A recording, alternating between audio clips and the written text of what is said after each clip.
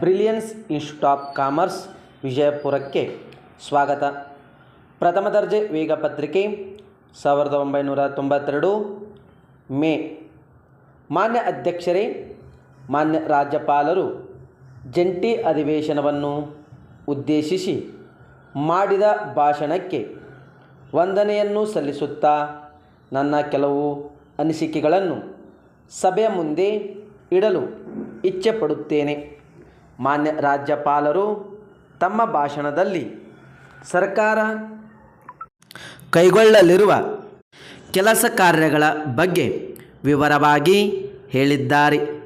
ನೆರೆ ರಾಜ್ಯದವರು ಪದೇ ಪದೇ ಗಡಿ ವಿವಾದದ ಬಗ್ಗೆ ಹೇಳಿಕೆ ನೀಡುತ್ತಿರುವುದರ ಬಗ್ಗೆ ಮಾನ್ಯರು ಪ್ರತಿಕ್ರಿಯೆ ವ್ಯಕ್ತಪಡಿಸಿ, ಮಹಾಜನ ಆಯೋಗದ ವರದಿಯೇ ಅಂತಿಮವಾದದ್ದು ಹಾಗೂ ಈ ವರದಿಯನ್ನು ಚಾಚೂ ತಪ್ಪದೆ ಜಾರಿಗೆ ತರಬೇಕೆಂದು ಹೇಳಿರುವುದು ನನಗೆ ಸಂತೋಷ ಉಂಟು ಮಾಡಿದೆ.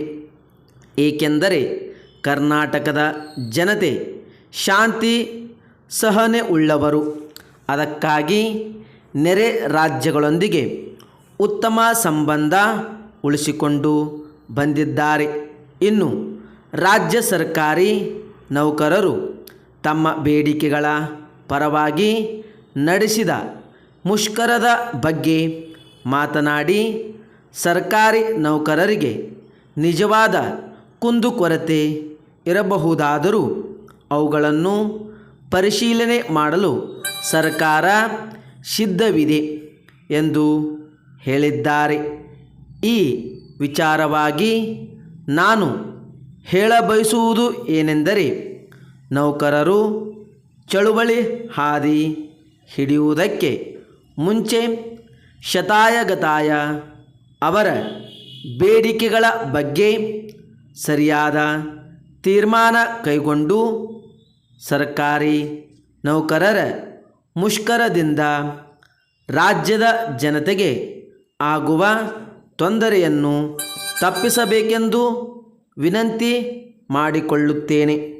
ಇನ್ನು ಮಾನ್ಯ ರಾಜ್ಯಪಾಲರು ತಮ್ಮ ಭಾಷಣದಲ್ಲಿ ರಾಜ್ಯದ ಆಡಳಿತದಲ್ಲಿ ದಕ್ಷತೆಯನ್ನು ಹೆಚ್ಚಿಸಿ ಆಡಳಿತ ವ್ಯವಸ್ಥೆಯಲ್ಲಿ ಶಿಸ್ತನ್ನು ಕಟ್ಟುನಿಟ್ಟಾಗಿ ಜಾರಿಗೆ ತರಲು ಕ್ರಮ ಕೈಗೊಳ್ಳುವುದಾಗಿ ತಿಳಿಸಿದ್ದಾರೆ.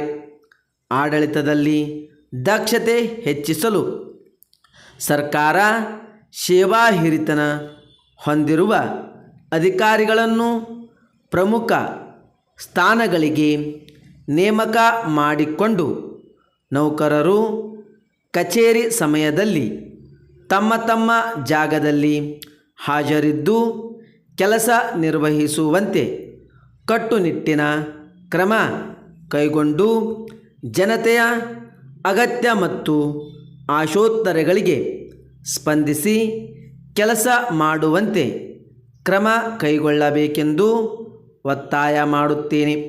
ಮಾನ್ಯ ರಾಜ್ಯಪಾಲರು ಕಾನೂನು ಮತ್ತು ಸುವ್ಯವಸ್ಥೆ ಪರಿಪಾಲನೆಗಾಗಿ ಪೊಲೀಸ್ ದಳವನ್ನು ಬಲಗೊಳಿಸುವುದಕ್ಕೆ ಹಲವಾರು ಕ್ರಮಗಳನ್ನು ಕೈಗೊಳ್ಳುವುದಾಗಿ ತಿಳಿಸಿದ್ದಾರೆ. ಹೊಸದಾಗಿ ಪೊಲೀಸ್ ಠಾಣೆ ತೆರೆಯುವುದು, ಹೆಚ್ಚಿನ ಸಿಬ್ಬಂದಿ ನೇಮಕ ಮಾಡಿಕೊಳ್ಳುವುದು, ಸಂಚಾರ ಮತ್ತು ಸಂಪರ್ಕ ಜಾಲವನ್ನು ವಿಸ್ತರಿಸುವುದಕ್ಕೆ ವಿಶೇಷ ಗಮನ ನೀಡುವುದಾಗಿ ತಿಳಿಸಿದ್ದಾರೆ. ಇದರ ಜೊತೆಗೆ ಈಗ ಇರುವ ಸಿಬ್ಬಂದಿಯವರಿಗೆ ಹಾಗೂ ಮುಂದೆ ನೇಮಕ ಮಾಡಿಕೊಳ್ಳುವ ಸಿಬ್ಬಂದಿಯವರಿಗೆ ವಸತಿ ಸೌಲಭ್ಯವನ್ನು ಕಲ್ಪಿಸಲು ಕ್ರಮ ಕೈಗೊಳ್ಳಬೇಕೆಂದು ಕೋರುತ್ತೇನೆ. ರಾಜ್ಯದ ಪ್ರತಿಯೊಂದು ಗ್ರಾಮಕ್ಕೂ ಸರ್ಕಾರ ಸರ್ವ ಋತು ರಸ್ತೆಗಳ ಸಂಪರ್ಕವನ್ನು ಕಲ್ಪಿಸಲು ನಿರ್ಧರಿಸಿದೆ ಎಂದು ಮಾನ್ಯರು ಹೇಳಿದ್ದನ್ನು ಕೇಳಿ ನನಗೆ ಆನಂದವಾಗಿದೆ. ಏಕೆಂದರೆ ಗ್ರಾಮಾಂತರ ಪ್ರದೇಶದ ಜನರು ಕೂಡ ಸರ್ಕಾರಕ್ಕೆ ತೆರಿಗೆಯನ್ನು ಕೊಡುವುದರಿಂದ ಅವರಿಗೂ ಹಲವಾರು ಮೂಲಭೂತ ಸೌಕರ್ಯಗಳನ್ನು ಪಡೆಯುವ ಹಕ್ಕು ಇದೆ. ಆದ್ದರಿಂದ ಸರ್ಕಾರದ ಕಾರ್ಯಕ್ರಮಗಳು ಕಾಗದದ ಮೇಲೆ ಉಳಿಯದೆ ಕಾರ್ಯರೂಪಕ್ಕೆ ತರಲು ಪ್ರಯತ್ನ ಮಾಡಬೇಕೆಂದು ಕಳಕಳಿಯಿಂದ ಮನವಿ ಮಾಡುತ್ತೇನೆ. ಅಲ್ಲದೆ ಸರ್ಕಾರವು ಗ್ರಾಮೀಣ ಪ್ರದೇಶಗಳಲ್ಲಿನ ಜನರಲ್ಲಿ ಇರುವ ಕ್ರೀಡಾ ಪ್ರತಿಭೆಯನ್ನು ಗುರುತಿಸಿ ಪ್ರೋತ್ಸಾಹ ನೀಡುವ ಸಲುವಾಗಿ ತಾಲೂಕು ಮಟ್ಟದಲ್ಲಿ ಕ್ರೀಡೆಗಳಿಗೆ ಉತ್ತೇಜನ ಕೊಡಲು ಅಗತ್ಯವಾದ ಮೂಲಭೂತ ಸೌಲಭ್ಯಗಳನ್ನು ಕಲ್ಪಿಸಲು 8ನೇ ಪಂಚವಾರ್ಷಿಕ ಯೋಜನೆಯಲ್ಲಿ ಪ್ರಸ್ತಾಪ ಮಾಡುವುದಾಗಿ ಮಾನ್ಯರು ಹೇಳಿದ್ದಾರೆ. ಈ ವಿಚಾರವಾಗಿ ನಾನು ತಮ್ಮ ಗಮನಕ್ಕೆ ತರಲು ಇಚ್ಛಿಸುವುದೇನೆಂದರೆ, ಕ್ರೀಡಾ ಪ್ರತಿಭೆ ಯಾರಲ್ಲೇ ಕಂಡುಬಂದರೂ ಅಂತಹ ಕ್ರೀಡಾಪಟುಗಳಿಗೆ ವಿಶೇಷ ತರಬೇತಿ ನೀಡಿ ಭಾರತದ ಕ್ರೀಡಾಪಟುಗಳು ಅಂತಾರಾಷ್ಟ್ರೀಯ ಮಟ್ಟದಲ್ಲಿ ಪ್ರಬಲ ಸ್ಪರ್ಧೆ ನೀಡುವಂತೆ ಆಗಲು ಅವರಿಗೆ ವಿಶೇಷ ಸವಲತ್ತನ್ನು ನೀಡಬೇಕೆಂದು ಕೋರುತ್ತೇನೆ. ಇನ್ನು ಅಕ್ರಮವಾಗಿ ಒತ್ತುವರಿ ಮಾಡಿಕೊಂಡ ಜಮೀನನ್ನು ಸರ್ಕಾರ ಸಕ್ರಮಗೊಳಿಸಲು ಒಪ್ಪಿದೆ. ಇಂತಹ ಕ್ರಮ ಕೈಗೊಳ್ಳುವಾಗ ಹರಿಜನ ಗಿರಿಜನರ ಪಂಗಡದವರಿಗೆ, ಭೂರಹಿತ ಸಣ್ಣ ರೈತರಿಗೆ ಆದ್ಯತೆ ನೀಡುವುದಾಗಿ ಭರವಸೆ ನೀಡಿರುವುದು ಸ್ವಾಗತಾರ್ಹ.